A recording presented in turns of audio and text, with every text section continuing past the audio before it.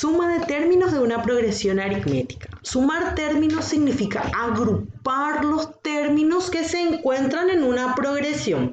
Dada la progresión aritmética A1, A2, A3, A4, A sub n, la suma de sus n términos o de los n términos de una progresión aritmética está dada por la suma es igual al primero más el segundo más el tercero más A sub n. En síntesis, se puede ir despejando de a poco la suma en forma general. En resumen, tenemos que la suma de todos los términos se encuentran por la suma del primer término más último término por n dividido 2. Conociendo el primer término, el último término y el número de términos, podemos calcular la semisuma o la suma de términos. Vamos a ver un ejemplo conociendo los datos. Se puede aplicar en un solo ejercicio, calcular el último término, calcular la suma de términos sin ningún problema. Vamos a un ejemplo de suma de términos.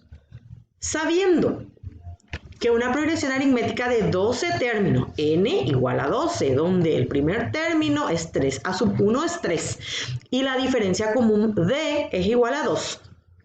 Calcular la suma de términos o la suma de los 12 términos sería tener en cuenta que en la pregunta te dice cuántas sumas quiere que sumes, cuánto quiere que encuentres. En este caso la suma de los 12 términos. N igual a 12, A1 igual a 3, diferencia igual a 2. Calcular la suma. Como tenemos, en realidad existen dos fórmulas diferentes que se pueden calcular. Nosotros estamos proponiendo una sola en donde la fórmula nos dice primer término más último término por la diferencia dividido 2. Entonces, a partir de allí, el primer término es 3. El último término fue calculado porque no nos proporcionaba y al calcular nos dio 25 por 12 dividido 2.